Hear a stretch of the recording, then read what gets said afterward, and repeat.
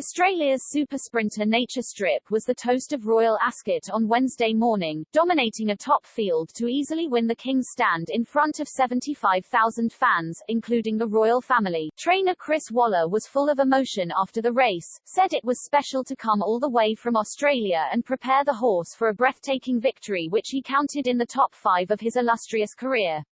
The 5-day Royal Ascot meeting is arguably the world's most prestigious racing carnival on and off the track, though unfortunately the Queen was forced to miss her favourite event. Nature Strip was the first Aussie horse to win at the carnival since the Great Black Caviar saluted in front of Her Majesty in 2012, an honorary Aussie after moving across the ditch from New Zealand. Jockey James McDonald and Waller accepted the award from Prince Edward in the Queen's absence. The 7-year-old gelding is the top-rated sprinter in the world, but he wasn't the favourite for the race. That honour belonged to star American horse Golden Pal. Fortunately for the Aussie superstar, Golden Pal dawdled out of the gates and Nature Strip, who jumped at $3.30, was able to find the front easily and controlled the race to perfection. McDonald then got to work and the gelding showed a stunning turn of foot in the straight to blitz the field by an astonishing 5 lengths over Twilight Calls, with Acklam Express another neck back in third. The only runner that was able to get close to McDonald was riderless horse Cardam, who had left jockey Jamie Spencer back in the gates, fortunately unhurt. Still, even with no weight on his back, he couldn't match up to the speedy Aussie. Unfortunately for the Aussie fans tuning in during the early hours of the morning, caller Ian Bartlett completely butchered the moment, referring to the gelding as Nature Stripe, which left the racing Twitter community thoroughly unimpressed. Interviewers after the race quipped McDonald would have to do more work in the interview than he did in the race, such was the ease of the gelding's victory. McDonald agreed, and said his mount's victory was a phenomenal achievement. H is just a freak of a horse, he said. That riderless horse gave me a fright. I thought, how has one gone with him? I saw the American horse charge through 2 at the 2-furlong pole, and I thought, are you going to come? And he had no response, and away went Nature Strip, said McDonald. The Kiwi native, who is currently sitting second in the NSW Jockey Premiership, was full of praise for Waller and the stable, who primed the beast perfectly for the event.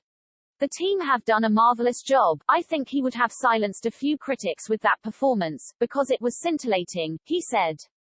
Waller, who always wears his heart on his sleeve at big race meetings, was in awe of how good the win was, and you could tell there was a bit of "well show you" about this win for the Commonwealth nation. It was breathtaking. He smiled on the broadcast after the race. It means a lot. We don't get a chance to come up and race against English, Irish, French and American horses, so to be able to bring a horse all this way and to win the way he did, it was pretty special. Ratings stack up. Nature Strip's one of the highest rated horses in the world, but until you do it on the main stage, it's another story.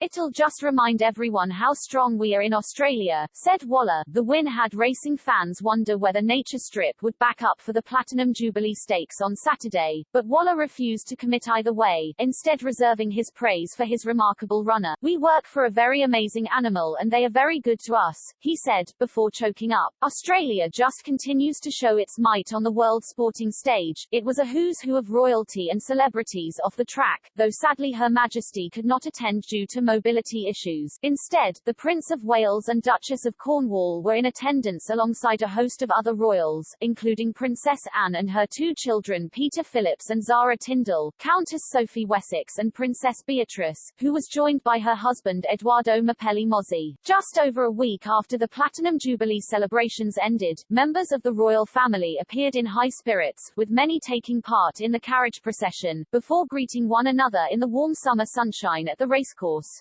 More than 75,000 fans were in attendance for the meeting in glorious weather, and no doubt many of them will be returning to the track over the next 4 days. Meanwhile, the Duchess of Cambridge's parents Carol and Michael Middleton also made a surprise appearance at the event.